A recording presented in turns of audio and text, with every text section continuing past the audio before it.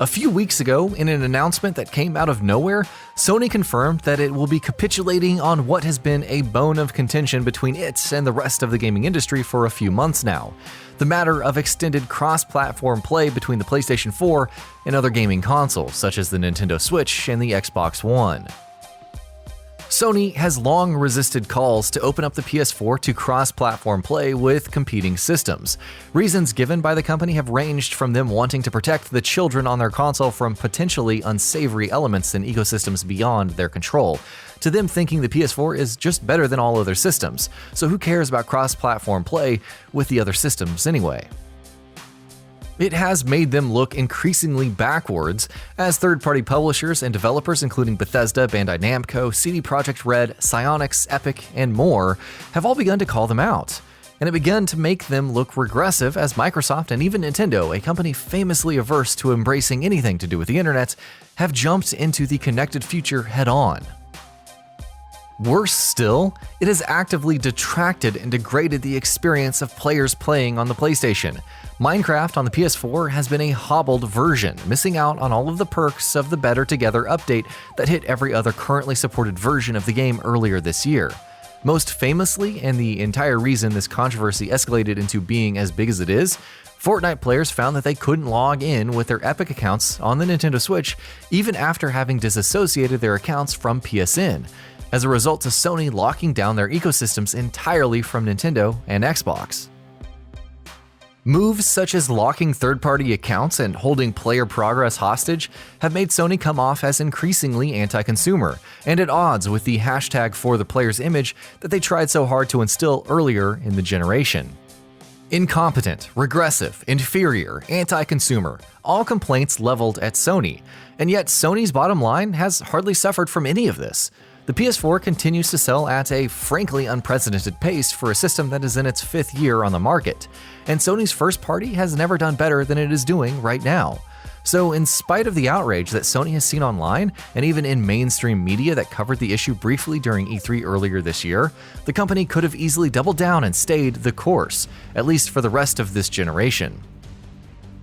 Goodness knows that that's what Microsoft and Nintendo would have done in the past. And this is not a hypothetical. We have evidence that both companies are usually content to not rock the boat when they're doing well. Microsoft was criticized for the Xbox Live paywall, even for third-party apps like Netflix or free services like the internet browser. But the company staunchly refused to back down from that until the tumultuous launch of the Xbox One. Nintendo had been criticized for the dismal and frankly baffling approach it takes to online services for the better part of a decade now, and we still can't say that they've responded to player criticism too well here, given the voice chat shenanigans that they put you through for the Switch. All of which is to say, it's easy for the market leader to grow complacent, and then try to keep things the way that they've been going so far. After all, they've worked this long, so why change up a winning formula, right? It's a mentality that you can sort of understand, but also one that leaves them open to being usurped by a competitor willing to respond to consumer complaints in that moment of time. And it is also a reason that Nintendo and Microsoft have both, while leading the market on a few occasions in the last 2 decades, never been able to stay on top. They grow bloated and complacent once they're in the lead and leave an opening for a competitor to undercut them. And that's where Sony is different, as evidenced by their surprisingly quick reaction to the cross-platform and cross-progression play issue. Right here was an issue that a company currently at the top of the world, leading the market with no hopes of its immediate competition catching up with it anytime in the near future, could have afforded to ignore. Dig your heels in, plug your ears, and drown out the noise of the outrage. After all, what will the market do? If they want to play great first-party exclusives, where else will they go? Where else can they go? It would have been no different from how Nintendo or Microsoft have responded to similar complaints in the past, right? And then there is the curious case of PS Now. PS Now allows you to download PS4 and PS2 games and play them as long as you remain subscribed to the service. You no longer have to stream games, except for PS3 games, which presumably can't be locally emulated on the PS4, owing to the complexity of the cell and the weakness of the Jaguar CPU. And you can even play them online without a PS Plus subscription. Not only does this mean that the service is now wide open to markets it would have never reached before, but it also makes it, with its catalog of over 500 games, a compelling counter on Sony's part to Microsoft's Game Pass. Another area they have recently addressed is the PSN username change. Steam allows username changes again and again, even giving users tools to keep track of their friends in spite of possibly high-frequency changes. Xbox allows username changes, giving you one for free and then charging you a fee from then on for all subsequent ones, presumably to prevent abuse of the function. It also doesn't hurt that it's a revenue stream for Microsoft. Nintendo allows infinite username changes on the Switch, since the friend code is the primary identifier for the profile anyways. On PlayStation, this was not an option before. PSN went live in 2005, back when many of us were probably barely in our teens and may have selected a username that's, well, really cringy today. So our options on PS4, in the absence of a change username feature, are either to make a new account and lose all of our trophies, friends, communities, messages, and digital game and DLC purchases, or stay stuck with XX Linkin Park 69XX as our username. Neither one of those options sound particularly appealing.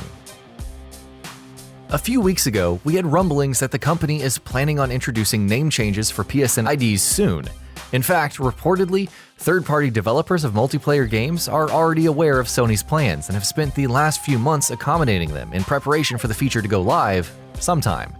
Back then, Sony didn't confirm this feature, but now they have. This speaks yet again to Sony getting ahead of the criticism and clamping down on perceived and real issues with their offerings now, ahead of the launch of the PS5, rather than waiting for the launch of the PS5 to fix them.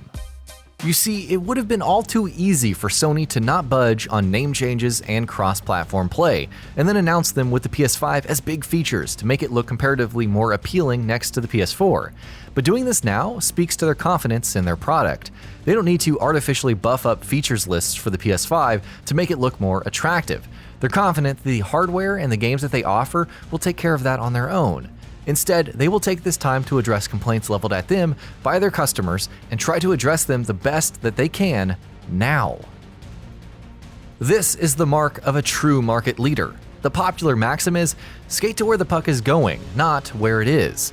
It's a way of saying that to ensure long-term market dominance, you need to keep moving and not afford to get complacent or take your foot off the pedal.